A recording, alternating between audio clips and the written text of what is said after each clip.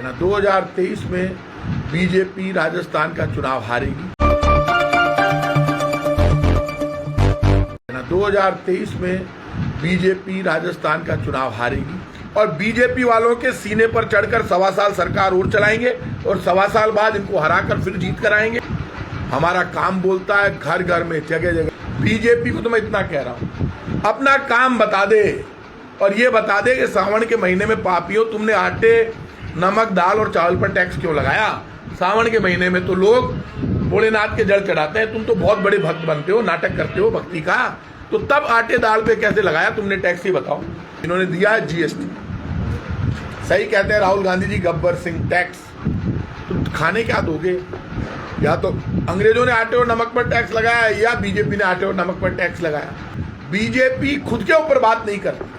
BJP अपने कामों के बारे में बताए देश को कि केंद्र सरकार ने 8 वर्षों में ये काम किए और हमने इतने वादे पूरे किए। जब हम हमारा रिपोर्ट कार्ड जारी करते हैं राजस्थान की कांग्रेस सरकार का और मुख्यमंत्री अशोक गहलोत कहते हैं कि हमने 85% 80% वादे पूरे कर दिए, तो मोदी जी अपना रिपोर्ट कार्ड जारी क्यों नहीं करते?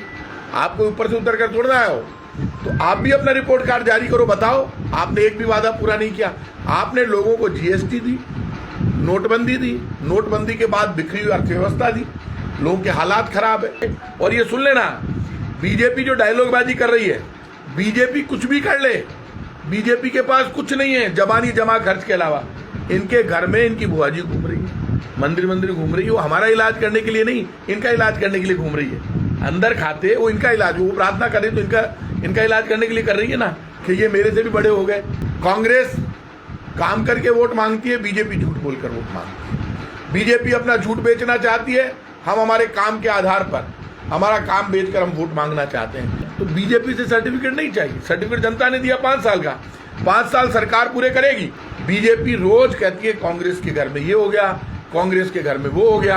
अरे तुम्हारे घर में क्या चल रहा हो तो बताओ, तुम्हारे काम बताओ, तुम्हारे घर की हालत बताओ। 25 MP कहाँ है? 4 तुम्हारे केंद्रीय मंत्री हमने दे दिए, उन्होंने क्या काम किया, राजस्थान को क्या दिलाया, क्या दिया राजस्थान को, ये तो बताना पड़ेगा। आपके 25 MP ने क्या किया? हमारे काम तो बोलते हैं इस देश में, right to information, right to food, right to work, right to education, ये तो कांग्रेस की सरकार ने दिए जब यूपीए चेयरपर्सन सोनिया गांधी जी थी और प्रधानमंत्री मनमोहन सिंह थे। तो ये जो हालात क्रिएट हुए, हमने जो किया वो तो सबके सामने है। वो तो अच्छा, फिर वो सीपी जोशी जी क्या जाके कहते हैं कि आप इनके इस्तीफे मंजूर कर दो। अब हमारे इस्तीफे मंजूर होंगे नहीं होंगे ये हम जाने, सीपी जोशी जी जाने, कांग्रेस जाने। फिर भी यदि वो चाहते हैं मंजूर कराना, गवर्नर साहब के पास जाए, कोर्ट में जाए, कोई उनके पास लीगली कुछ है तो करें। वो कहते हैं कि आप मंजूर कर लो। वहाँ अमित शाह जी जाते हैं जोधपुर में, आपने देखा होगा, हमारे कुर्सी खाली कर दो। तेरे दादू सन दी है कुर्सी, कौन है आप? कौन है कुर्सी मांगने वाले? ऐसे मांगने से कुर्सियां मिलती है क्या? चुनाव के बाद कुर्सी मिलती है। तो बीजेपी को कुछ नहीं दिखता।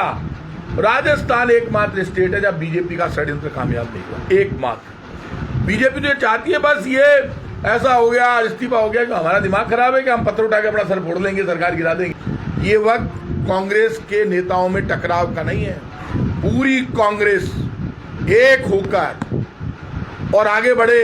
लोग कांग्रेस की तरफ देख रहे हैं। राहुल गांधी की यात्रा इतनी सफल हो रही है, उम्मीद से ज्यादा लोग कांग्रेस की तरफ देख रहे हैं कि कांग्रेस राजस्थान में फिर लौट कर आए और बीजेपी को जवाब दे। लोग हमें लड़ते हुए नहीं देखना चाहते। हाल में मैं भी समझदार हो गया, ज्यादा माथा बोड़ी पढ़ने को नहीं चाहता।